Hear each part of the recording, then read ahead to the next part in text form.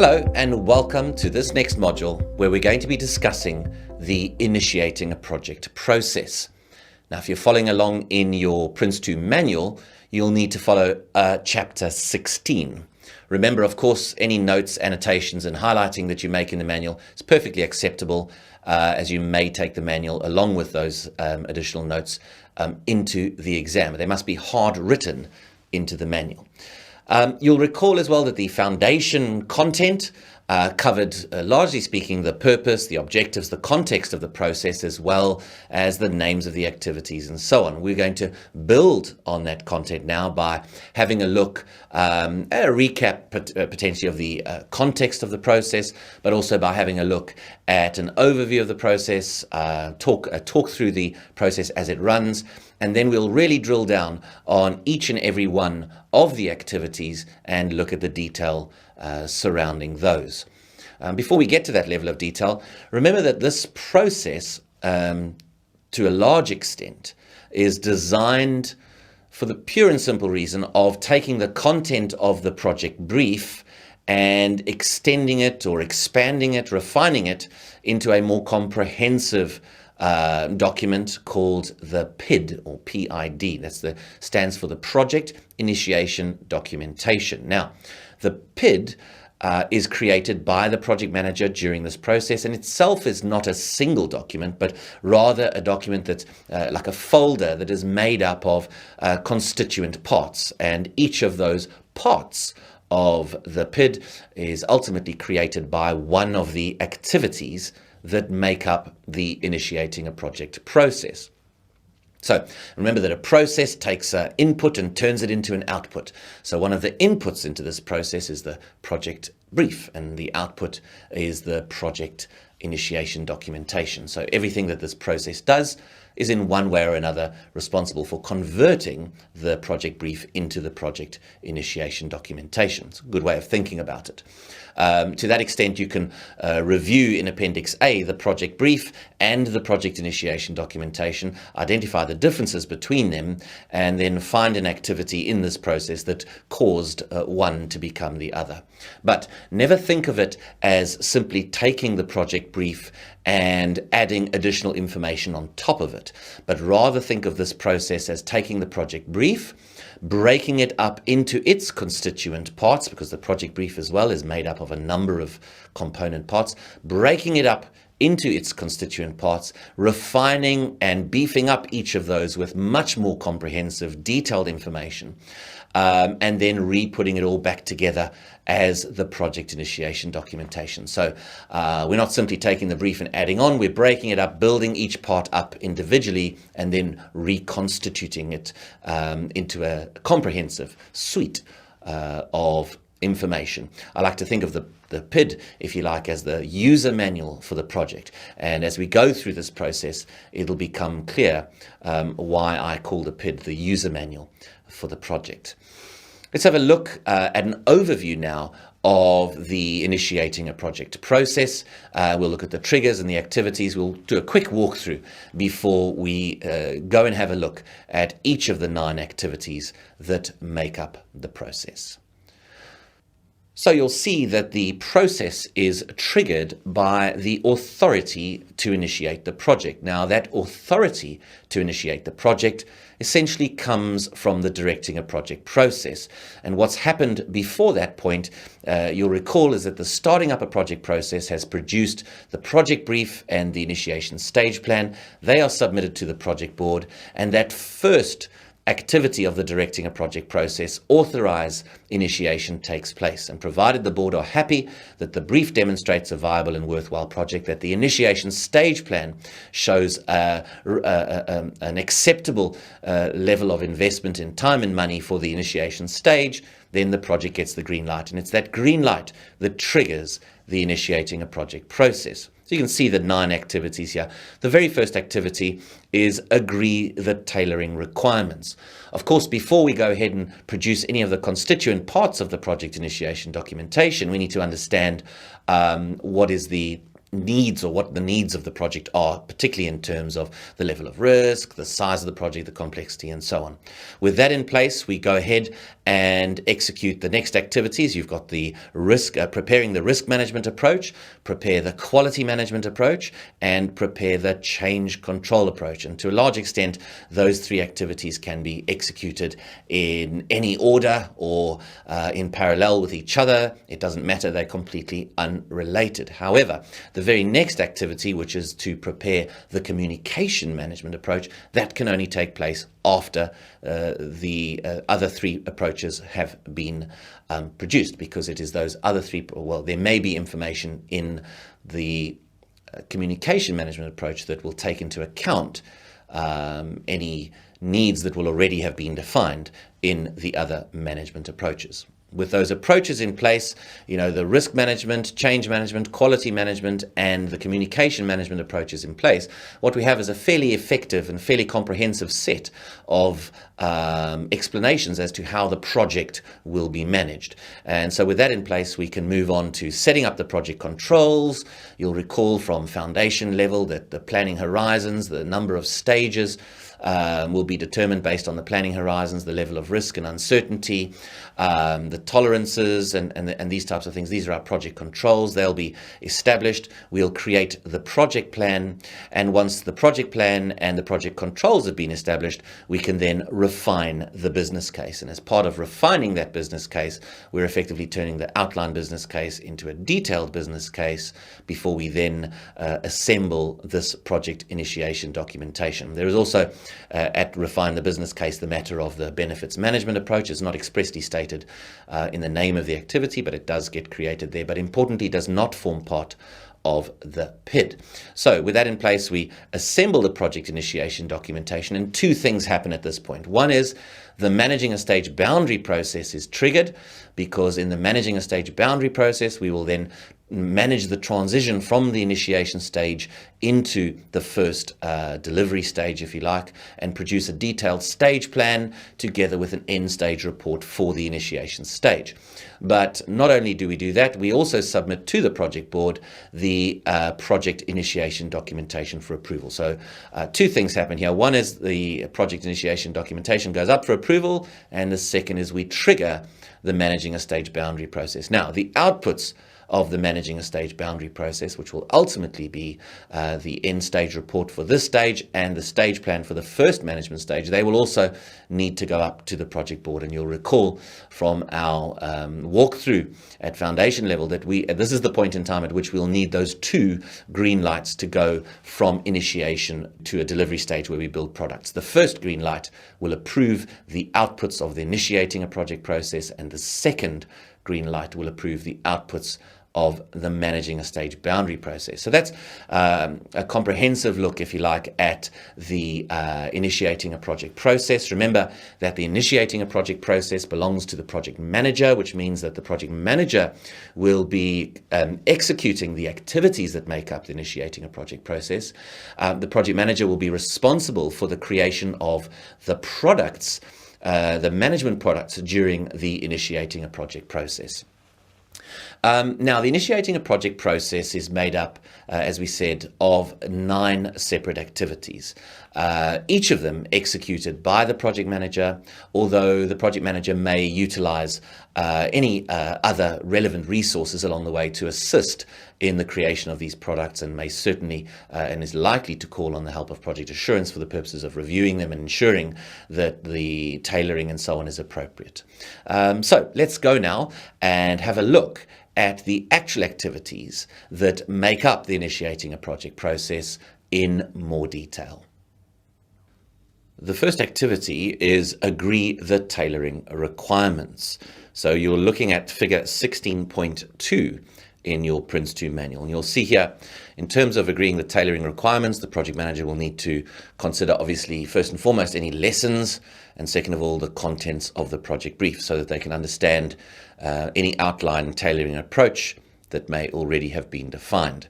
So with that consideration of the project brief, together with any relevant lessons, and taking into consideration that we now have authority to initiate the project, which has triggered this process, the project manager will define the tailoring requirements as part of the project initiation documentation. And this is shown on the right-hand side as project control. So we now have some tailoring information established. We'll naturally consult with project assurance to make sure that the tailoring requirements will meet the needs of the project board.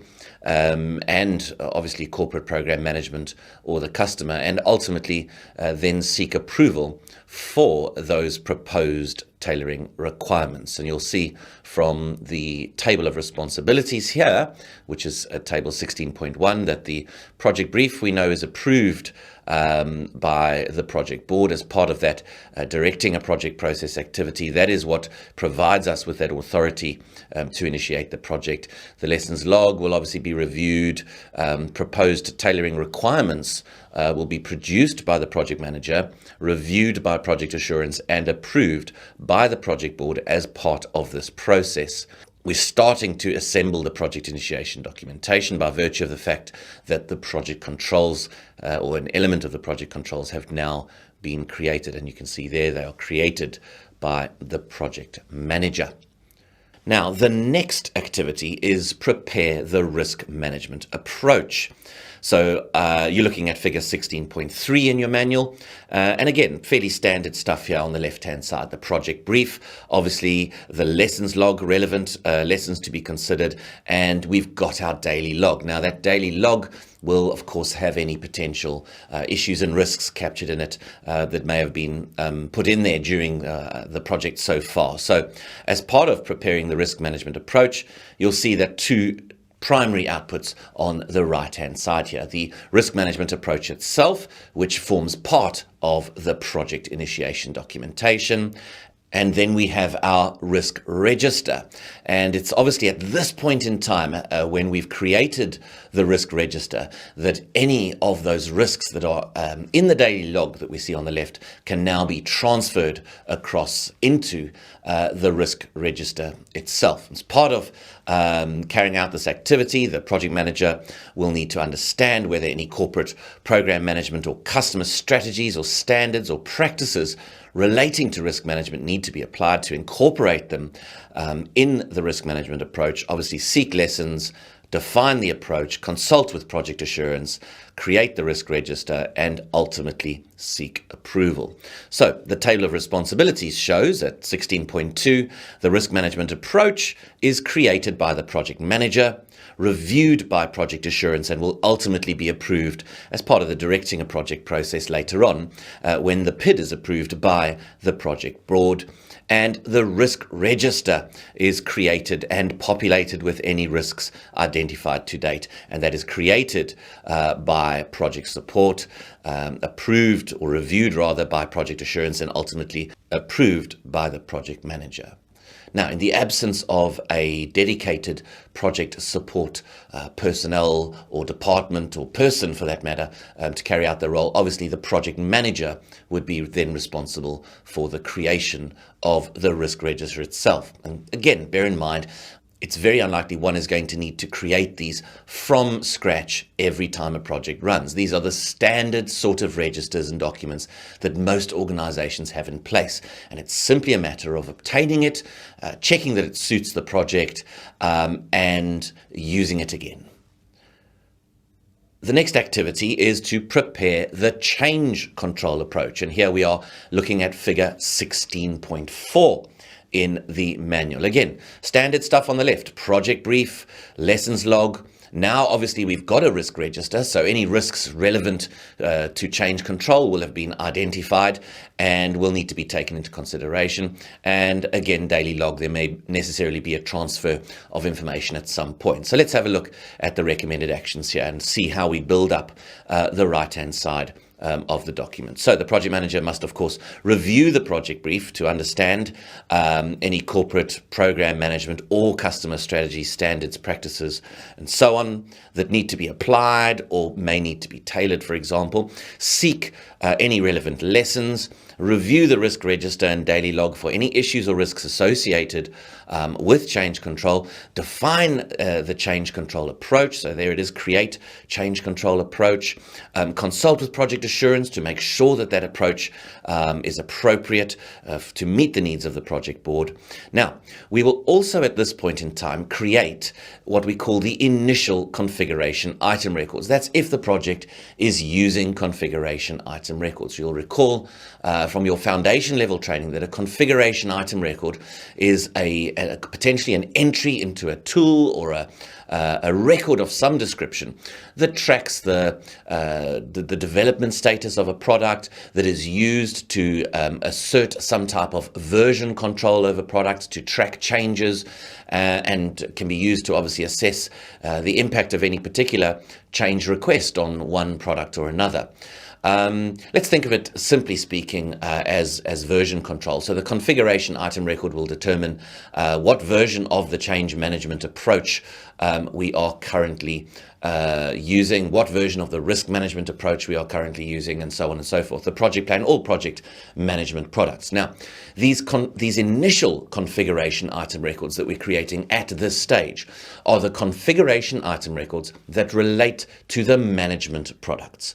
Later on, when we create the project plan, we'll create another batch of configuration item records, and those will relate to the specialist product. So for now, at this point in time, the configuration item records that we create here, these initial configuration item records, are the ones that relate to the management products. Let's continue along to the next thing, which is the issue register. You'll see that is created as well. The project manager must create the issue register. Obviously, consider whether any issues have already been captured in the daily log, and if necessary, transfer those across. Now, if any new risks or issues have been identified, they will need, as part of this activity, any new issues or risks for that matter, then obviously we will also update the issue register and risk register if necessary.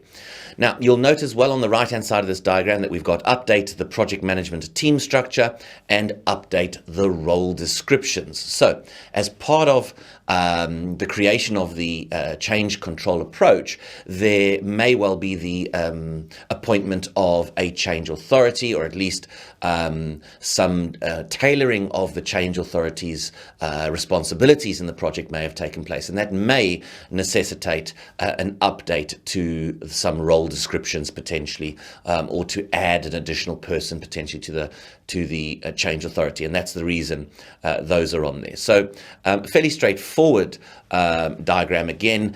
Just got to learn really to interpret these things. You read them from left to right. Let's take a look now at the table of responsibilities here. You'll be looking at table 16.3 here, the responsibilities for preparing the change control approach as an activity. So the change control approach itself, created by the project manager, reviewed by project assurance, as we said, and ultimately will be approved by the project board later on in the directing a project process. The initial configuration item records, remember those configuration item records for management products, again, produced by project support, reviewed by assurance, and approved by the project manager. Issue register, created and populated by project support, reviewed by project assurance, and ultimately approved by the project manager. Now, there's some flexibility there. Of course, the project manager may well be populating the issue register themselves. Neither here nor there from any real perspective, but worth remembering.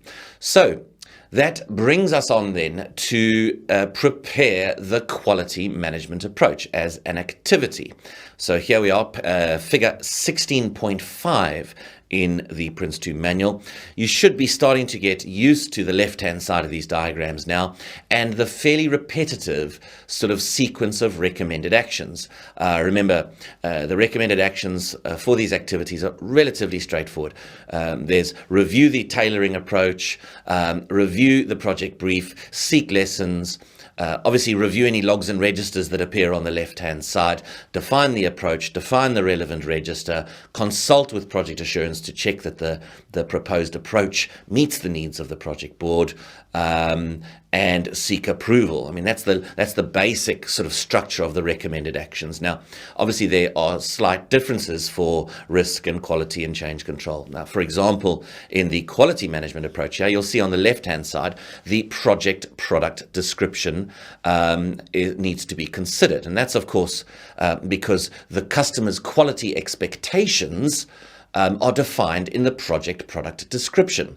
And so in order to ensure that we have a quality management approach that will deliver a level of quality that the customer will ultimately be happy with, we need to understand what level of quality is expected by the customer in the first place. So that's a reason why the project product description, which is part of the project brief, finds its way on the left-hand side there. Again, on your right-hand side, your quality management approach and your quality register. Now remember, your quality management approach sets out the project's approach to quality management activities, includes all the roles and responsibilities for quality management activities, whereas your quality register, again, is a diary of planned quality control activities. So during the project, we know that once a product has been built, it will be its quality criteria will be assessed to ensure that it's fit for purpose, and the results of those quality control activities, as well as the schedule of future quality control activities,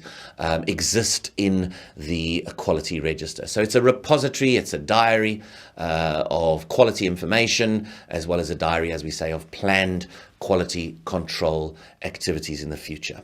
Okay, so with regards to the responsibilities for the relevant recommended actions that make up this activity, Table 16.4 shows us that the quality management approach is produced by the project manager, reviewed by assurance, and approved by the project board. Remember, not here, but in directing a project process. The quality register is created by project support, will be reviewed by assurance, and finally approved by the project manager.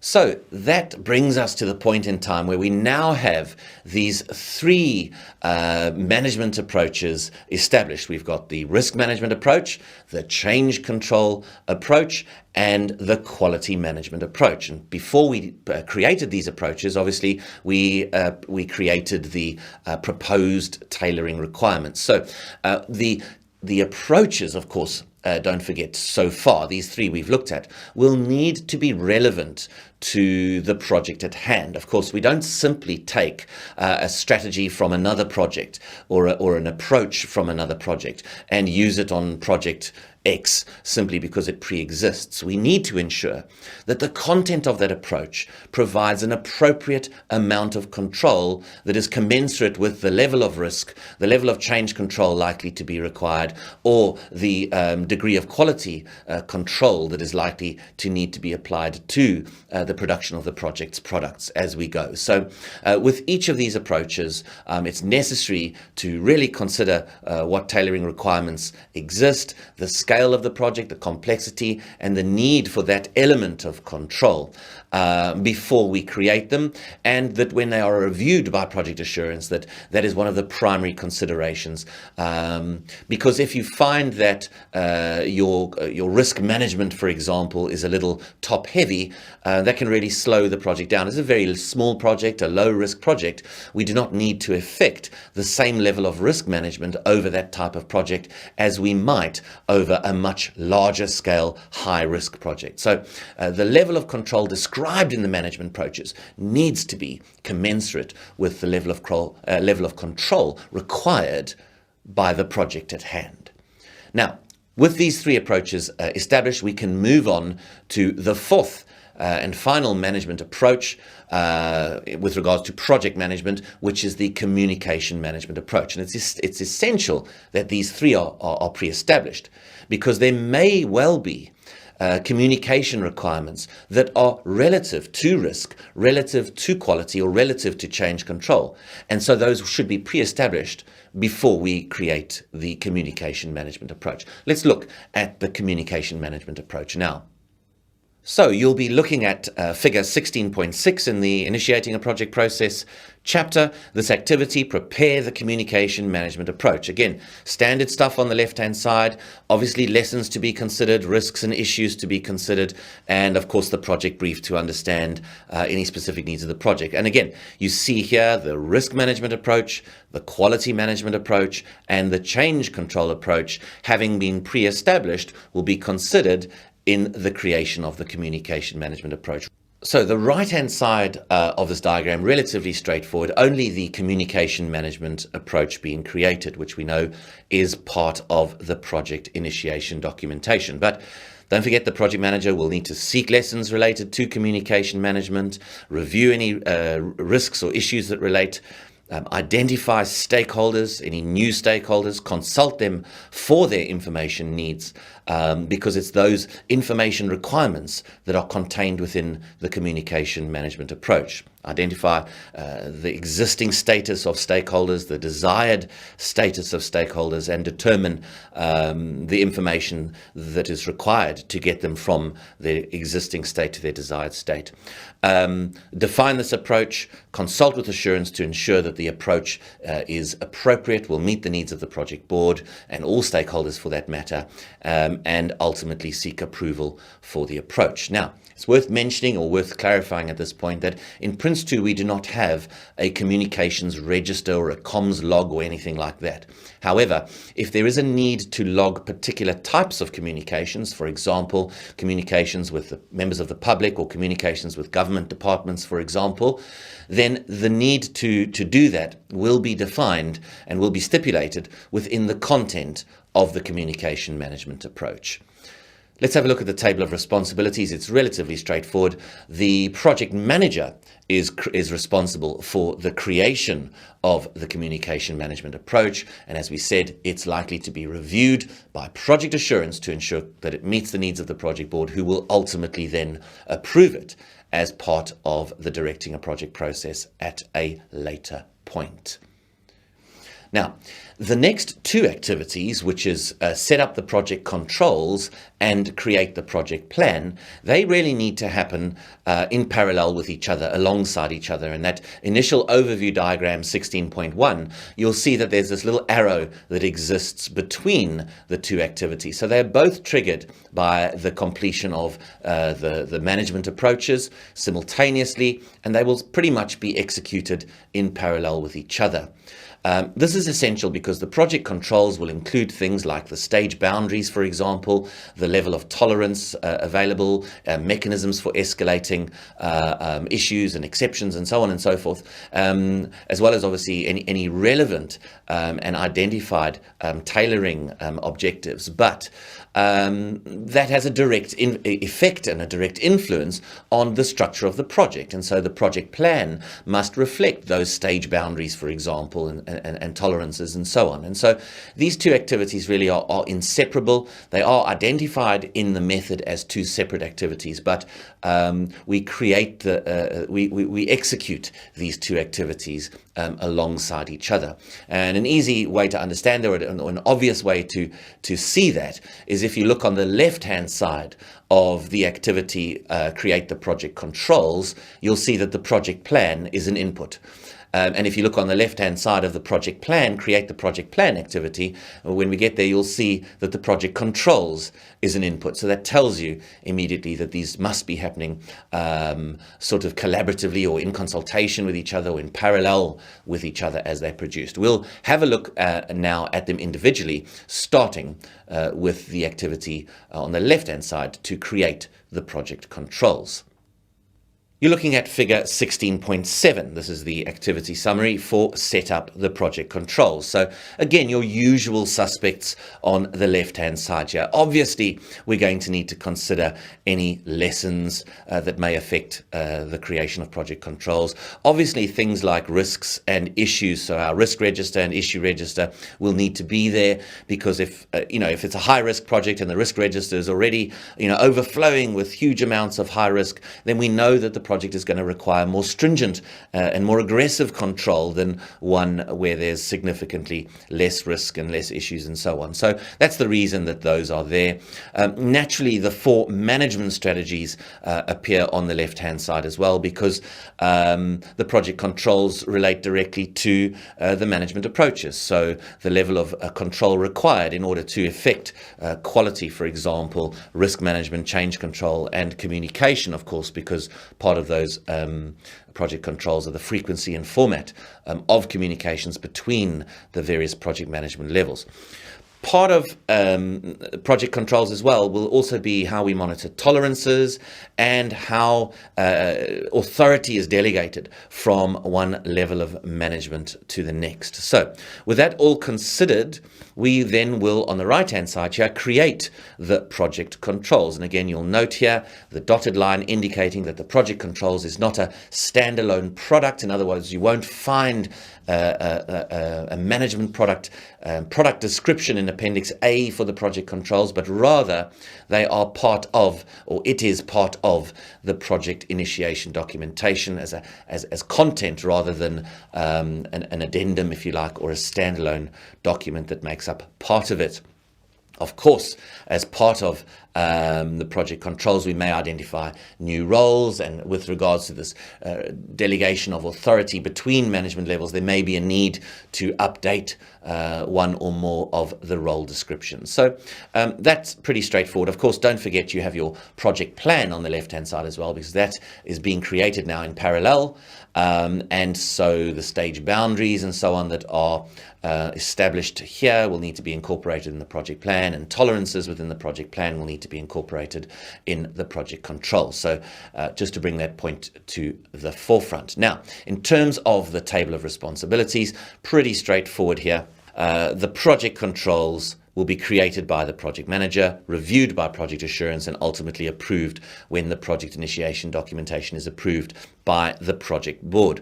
The updated role descriptions and updated project management team structure, if required, of course, by the project manager, and ultimately reviewed and approved by more senior levels of management within the project. So that brings us then to the project plan. You'll be looking now at figure 16.8. Usual story again, lessons to be considered, any issues and risks to be considered.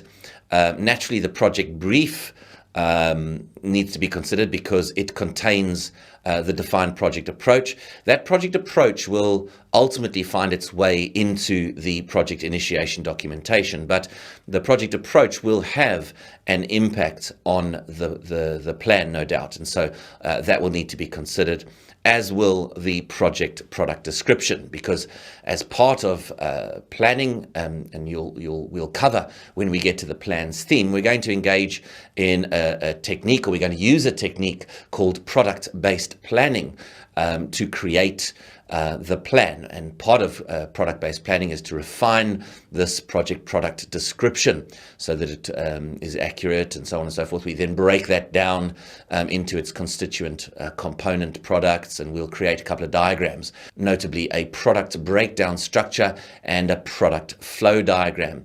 Not necessarily in that order, but all to be included within the content of the plan. Now, you'll note as well here the project initiation documentation is starting to be compiled. It's starting to gain some momentum. Obviously, we have our 4 management approaches: quality, change, risk, and the communication management approach, together with those project controls which we've just defined. Now, as part of creating the project plan, the project manager will define the major products to be delivered within the scope of the project and create product descriptions for each major product. This is something we'll cover not only in the plans theme, but also as part of the quality theme. Now, whenever you create a product description, that means that you're going to be creating a product. And the moment you create a product, you need to protect that product from any form of unregulated change. And so there's this 3-step, this knock-on effect whenever a plan is created. Whenever we create a plan in Prince 2 of any level, we create product descriptions. Whenever we create a product description, we must create configuration item records, because it's the configuration item record that will be used to track the progress of the creation of that product, to track any changes to that product, to keep the version, to exert, if you like, version control over the products, to ensure that everyone is working to the latest version. And that's why you see the configuration item records on the right-hand side of this diagram. Now, these configuration item records relate to the specialist products, because we've created them while we're creating the plan, product description, configuration item records. The configuration item records that we may already have created up to this point, as we did when we created the change control approach, will likely have referred to or been related to management products as opposed to the specialist products. Now, the table of responsibilities for this activity shows a number of products. We've got our project plan created by the project manager, the product descriptions created by the project manager, again, reviewed and approved, both of those by Assurance and the project board respectively. Those configuration item records created by project support, reviewed by Assurance, and will ultimately be approved by the project manager. Any update to the project management team structure as a result of creating the project plan will be done by the project manager, reviewed by Assurance to ensure, that there's no conflicts of interest being created and that type of thing, and then approved by the board. And any additional role descriptions identified as part of, creating the project plan, again, created by the project manager and reviewed by Assurance, and finally approved by the project board. And that brings us to the very next activity, refine the business case. Now, here we are looking at figure 16.9 in the manual, refine the business case. A number of things to take into consideration here. Obviously, our business case, we know, is based on the outline business case. So the outline business case that was produced in the starting up a project process will be shown here as part of the project brief, being refined and turned into ultimately the detailed business case, which forms part of the project initiation documentation.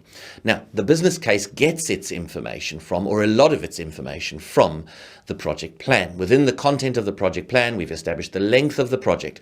We'll have established the total cost of the project to a more refined level of detail than was originally available to us. And so the project plan is an input, and that information itself will ultimately find its way as well into the detailed business case. And don't forget, our detailed business case, or in the outline business case for that matter as well, will contain details of any major risks, and to that extent the level of risk exposure is important to understand, because we have to use that to determine whether or not the balance between cost, benefit and risk, that magical mixture, the ratios, are in check. And so our risk register is shown as an input alongside that. Now, this is another one of those activities where there's a little bit more going on than the name of the activity implies. And that's shown here on the right-hand side. You can see that we, alongside creating this detailed business case, we also create the benefits management approach. And that's not necessarily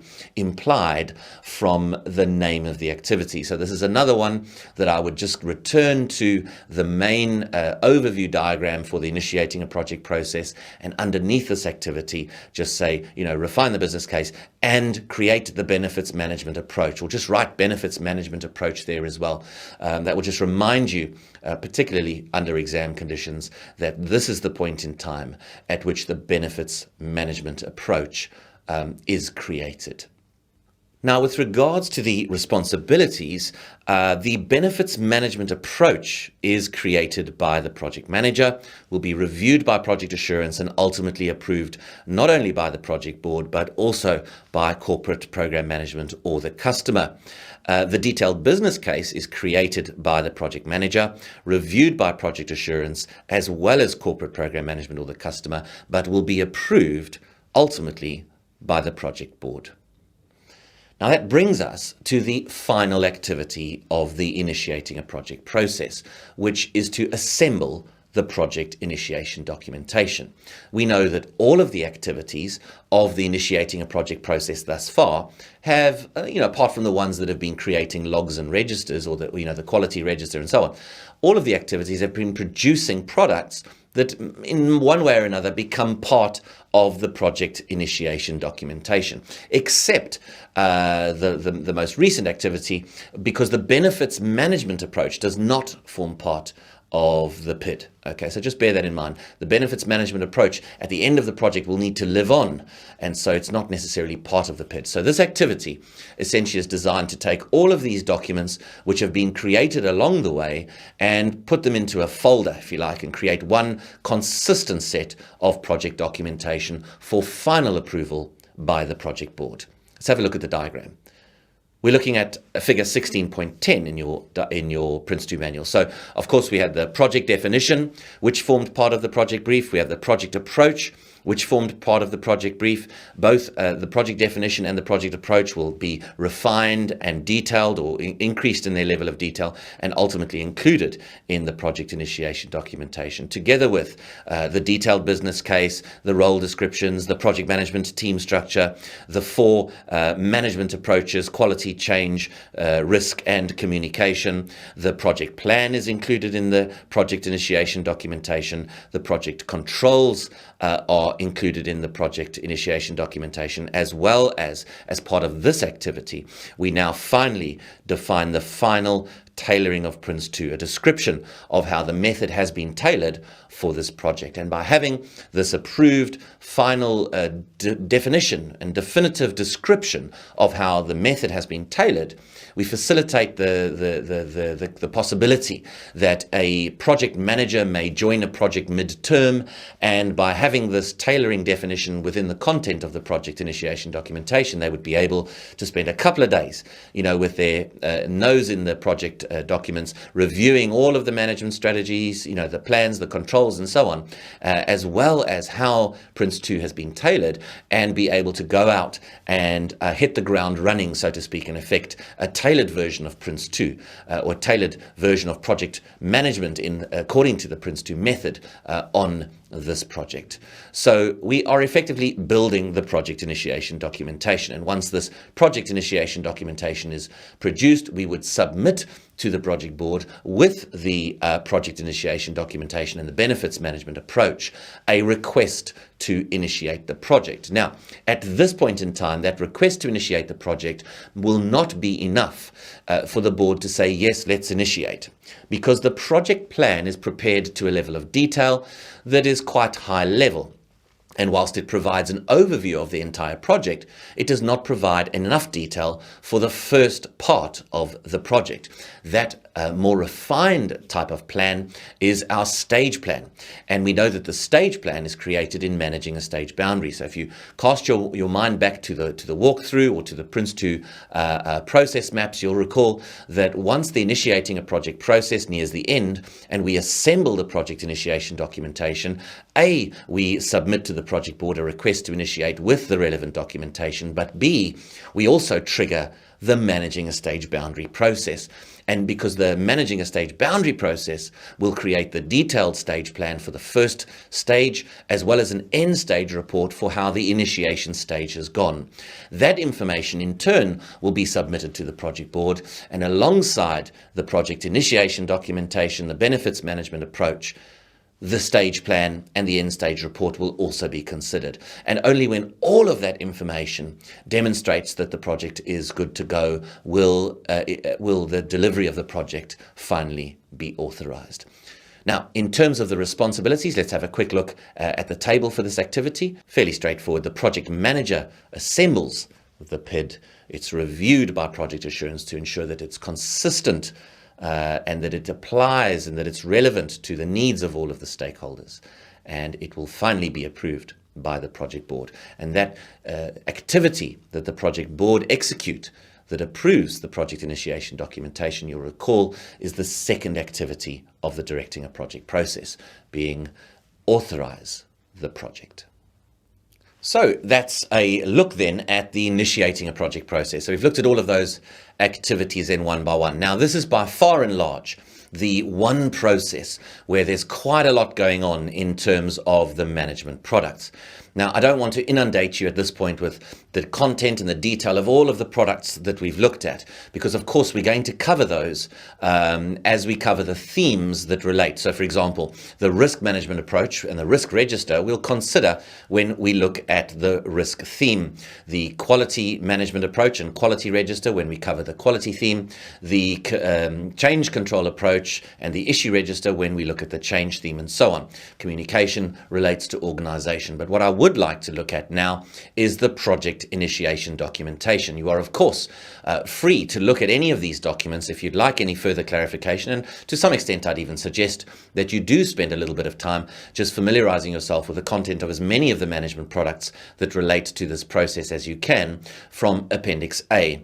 I'm going to take you through the project initiation documentation, bearing in mind that it is made up of other documents, and in the fullness of time we will eventually look at all of those. But if you are a little bit curious at this point and you want to know exactly what's in there, it probably wouldn't do you any harm to sort of pause this video and explore those in a little more detail. But let's go to Appendix A. We're going to be looking at entry A20, the project initiation documentation. So the purpose of the project initiation documentation essentially defines the project, forms the basis for the overall control of the project. In other words, it provides a baseline against which the performance of the project can be assessed. So looking down at the composition heading here, you can see that the project initiation documentation will contain a lot of the stuff that the project brief contained. But remember, we haven't taken the project brief and simply building on top of it. Each of these headings, even if they are the same as the project brief, will be much more detailed than it may have been at the project brief level.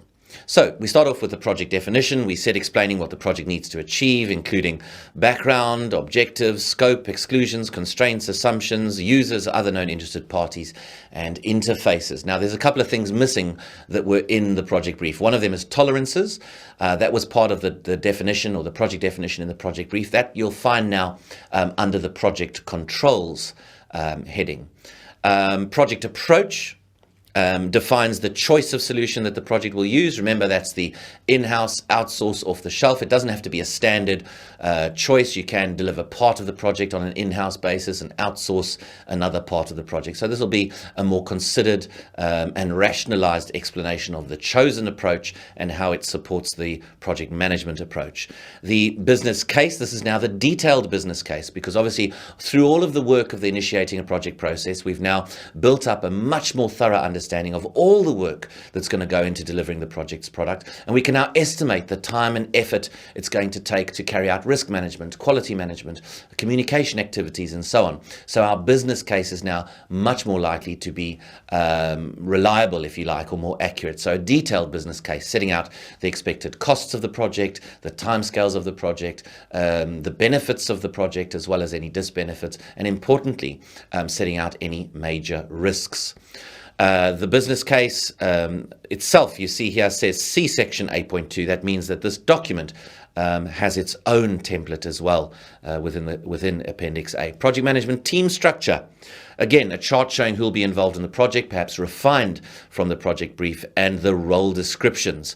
Now, these describe the roles of those taking part in the project. Now, those first 5 components of the project initiation documentation are effectively duplicated, although in a more detailed state from the project brief. But if you recall, there's something in the project brief that seems to be missing now. If you look at the balance of the project initiation documentation, you'll see that it doesn't appear to be there, and that's our project product description. Now, the project initiation documentation, we've said, is a user manual for the project. In other words, it tells us everything we need to know about the project, who's involved, how we're going to do it, what's included in the scope, how we're going to deal with issues, with risks, with changes, how we're going to deal with quality, and how we're going to communicate, all this type of information. So surely what we're going to deliver is an important component of the project initiation documentation. And I'll tell you that even though it's not explicitly stated that it is part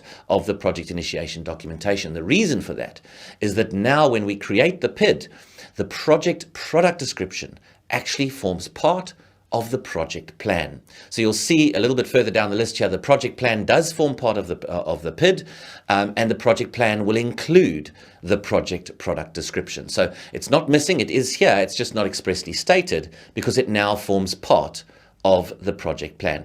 Let's continue looking at the balance of the document.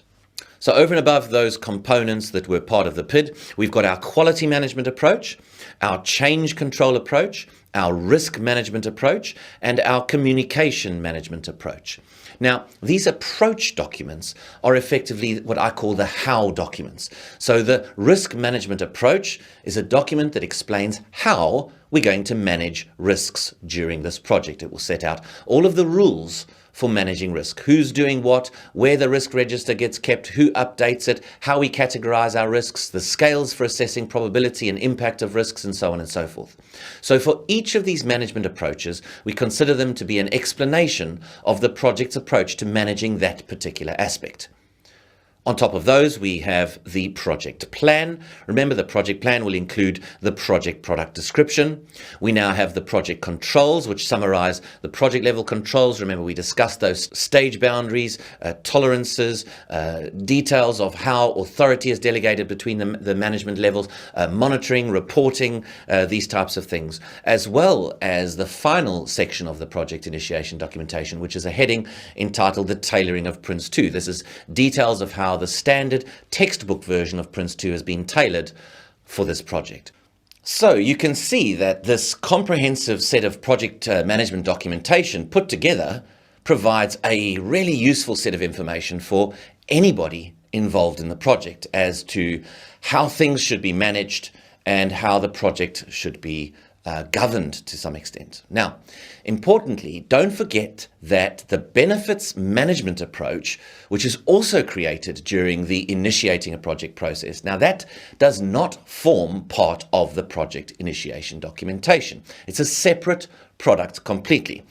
And the rationale for that, or a helpful way to remember that, if you like, is that at the end of the project initiation documentation, which describes how the project is to be managed, that will die. It will get archived and it will cease to be. But the benefits management approach will have to live on, and ownership of that document will transfer ultimately to corporate program management or the customer, and they will have to make sure that the actions described in the benefits management approach are in fact carried out, that the benefit reviews actually take place going into the future.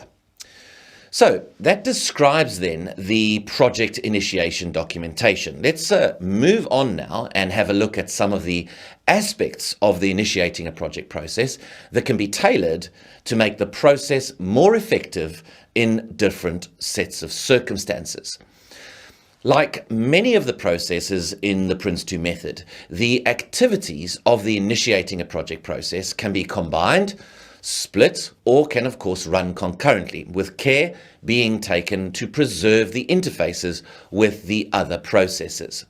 Now, the initiating a project process interfaces with the directing a project process at that second activity of the directing a project process. So it's important that when the request to authorize the project is submitted, that the work of the initiating a project process is complete, so that the board at that point in time are able to be provided with all of the relevant information that they require.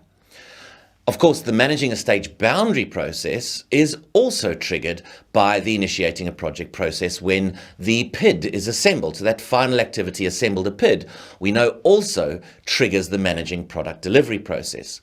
You could consider, however, running some of the activities of the managing a stage boundary process, such as preparing the stage plan, alongside creating the project plan in the initiating a project process as an example. So this would obviously require triggering the managing a stage boundary process earlier on in the initiating a project process. You couldn't leave it till that final activity.